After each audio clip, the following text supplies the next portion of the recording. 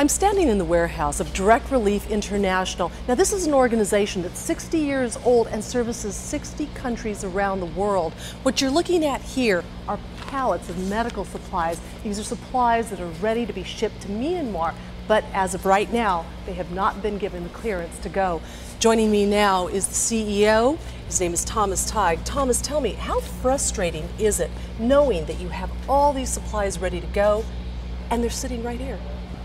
Well, it's always frustrating when you know you can help people who need the help, the resources exist, and you're unable to get the help that they need to them. So we're hopeful. We're a little disappointed that it hasn't moved as fast as we and everyone else in the world thinks it should, but we remain hopeful that given the resources and the expression of desire to help, that we'll figure it out soon. But time is of the essence. There is so much need there in Myanmar right now.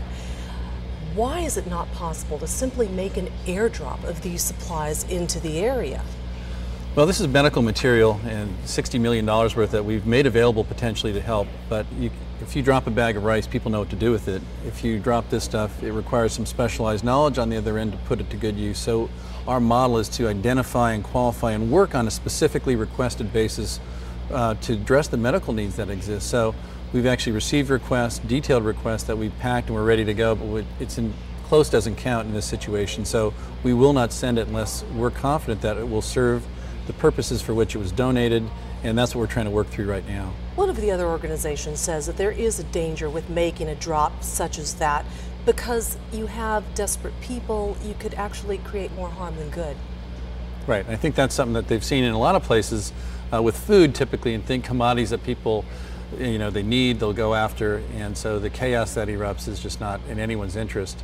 Medical, in a disaster there's food, shelter, water, and medicines sort of issues. We're really focused on the medical and health needs, which is a more specialized knowledge, and it's not just a basic commodity you can throw out there, which is a bad idea anyway. So I think we're trying to focus on what we know best, but it's difficult for all the groups in all the different areas to get the help in, although the resources do exist, and we're ready to go, as are many other groups. Can you show me some of the supplies that are packed up here? I think what we typically would provide are just things, treatment for diarrheal diseases that can become a threat if children in particular suffer from diarrhea.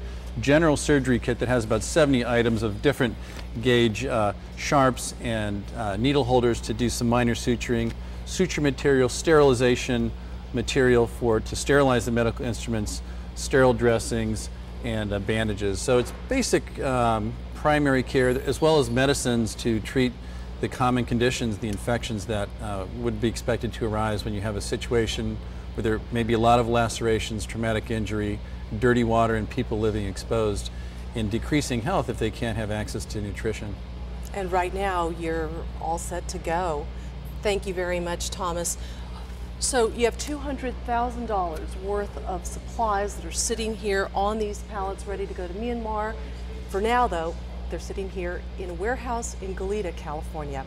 Thelma Gutierrez, CNN in Goleta, California.